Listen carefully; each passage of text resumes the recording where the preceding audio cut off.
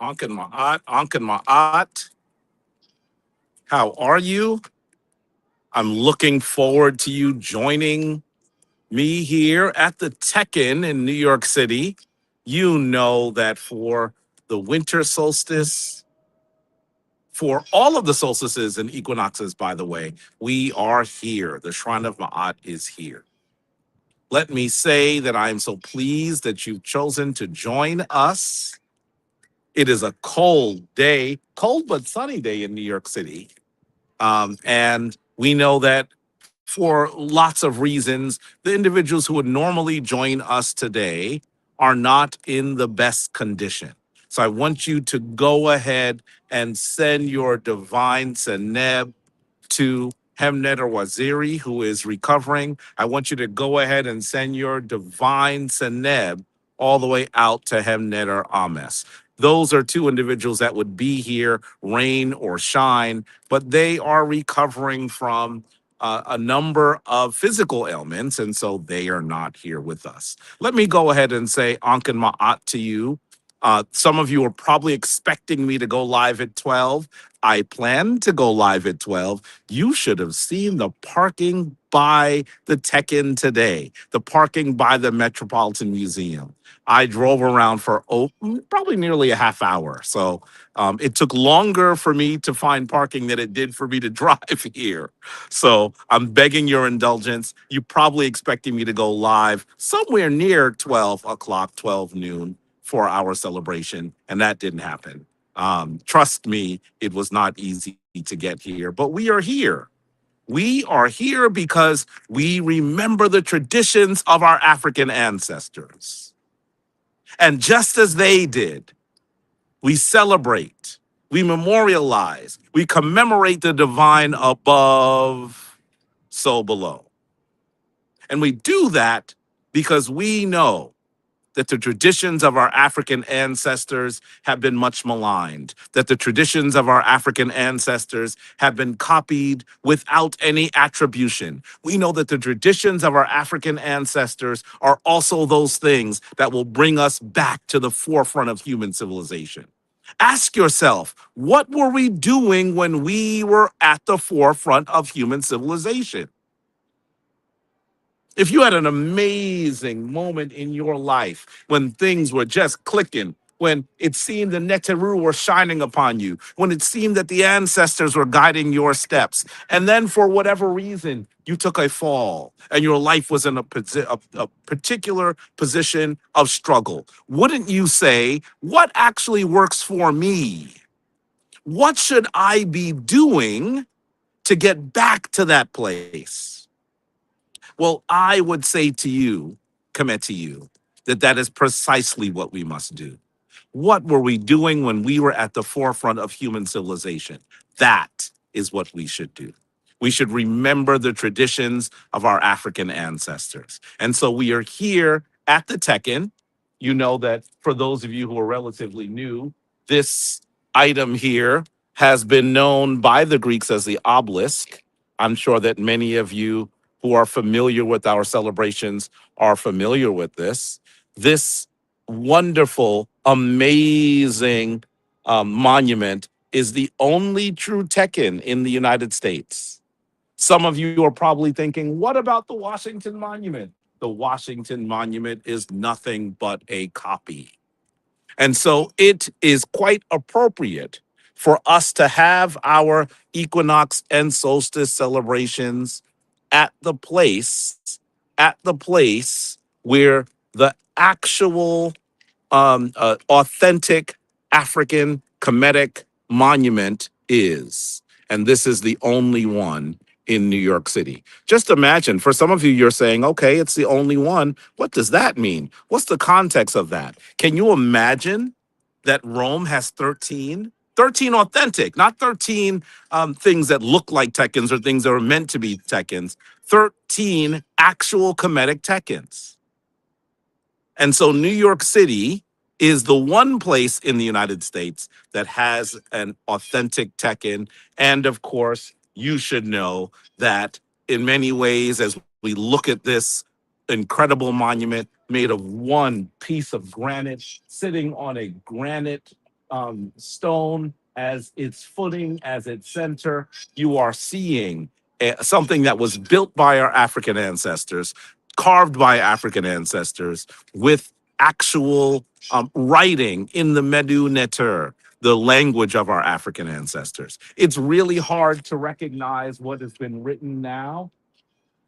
This item was not meant to go through the cycles of extreme heat and extreme cold and smog and rain and snow. So it's hard to read what is on it now.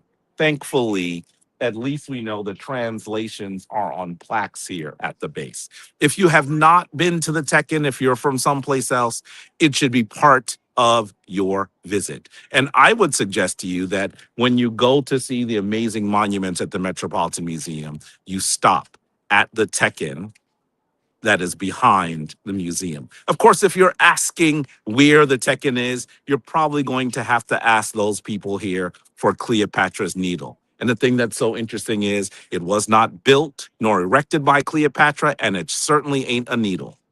But these are the confusions that people have around these wonderful African monuments. So we should ask ourselves, why is Hebneter and Tepi, Heru Jen and Ma'at Aten Ra, also known as Jabari Osaze, here on a cold day in New York City when I might be a little under the weather, to stand here in the cold at the Tekken? Well, it's because we are here for the winter solstice. And so we're going to begin the way we always begin. We're going to begin with the opening of the way, that celebration that was given to us by our elder, now divine ancestor, Baba Heru Ankh Ra Samad Se Pata. And, and so we begin. Let us begin with the sound of life. I'm going to face you, but you know what you should be doing. We're doing this in honor of Baba, who is a new ancestor, so you should be facing the east. And as you do that, step forward, put your left foot just a bit further forward, expose your palms in front of you. The left palm should be a bit further forward than the right palm, and the right palm can be a bit lower than the left palm. Make sure you're not bending your wrist extensively. That's not how we see this position of adoration, this pose of adoration depicted on temple walls and on papyri. If you're going to bend your wrist, bend them ever so slightly. We're going to begin with the divine word of everlasting life, Ankh. So please take your breath from your belly and let us begin.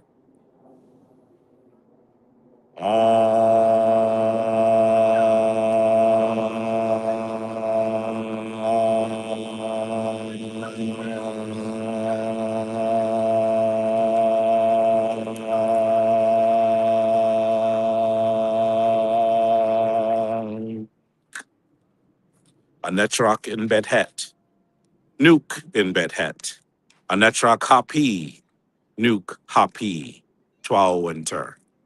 Make your 90-degree turn to your right. Anetrach Cirket, Nuke Cirket, Anetrach Kebsenuf, Nuke Kebsenuf, Twal Winter. Make your turn.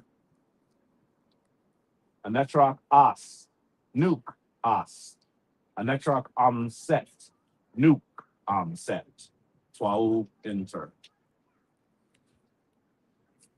Anetrach Neat, Nuke Neat, Anetrach Dwa Mutef, Nuke Dwa Mutef, Twal Winter.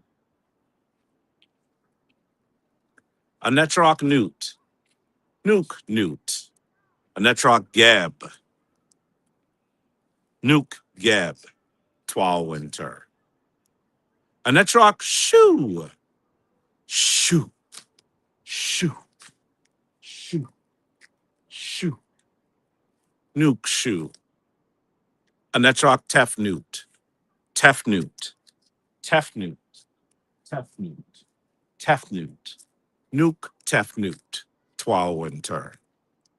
Anetrach Paut in Teru, Nuke Paut in Teru, Anetrach and Boo in Teru, Nuke and Boo in Teru, Twal Winter.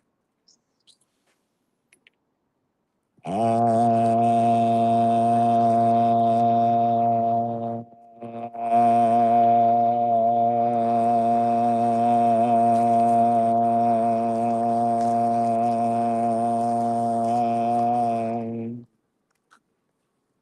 our winter.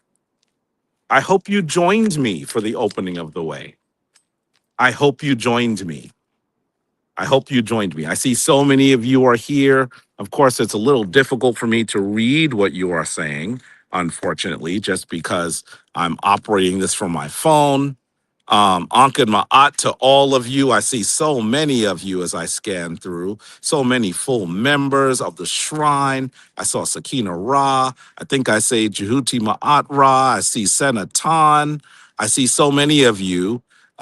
If I've missed any of you, please, please, please be sure that you should chalk it up to my tiny little phone screen and my aging eyes. So I want to say Ankh and Ma'at to you. So quickly, as I'm turning into a block of ice, ask yourself, what should we be doing today? Why are we here? Well, we are here because at around 10:02, 10:03 today, we reached what we would call the winter solstice. What does this mean? Solstice means sun still. We're at the point where the sun stands still. Now, for some of you who are unfamiliar with this concept, you know the sun ain't gonna stand still. It's going to actually set tonight and rise tomorrow. But you may notice that the sun rises and sets in a slightly different place virtually every day of the year. But when we get to the solstice, we notice that the sun begins to give us just a little less light around winter. What do we mean by that? It is rising at a lower point in the sky. So it's giving us a little less light. And for about 3 days, the sun that is beginning to rise at a lower part in the sky and a lower part in the sky each day coming to the solstice, for that period, what ends up happening is the sun rises at the lowest point in the sky for about 3 days. And you should understand that when that happens, our ancient ancestors who were practicing the divine as above, so below, thought of this as a moment where the sun and its vital energy that allows all living things to exist on the planet, actually was ending. The sun had died. And then, and then, on the third day, the sun rises a little bit higher in the sky and it actually continues to rise higher and higher from that point. So, in divine astral theology, the sun has died and was reborn. This is actually how we initially got these concepts of the birth of the sun. Not the sun S-O-N, the sun S-U-N. It is unfortunately the youngest people on the planet, with one of the younger spiritual traditions, who made that understanding literal because they had not been around long enough to understand the divine above and so below.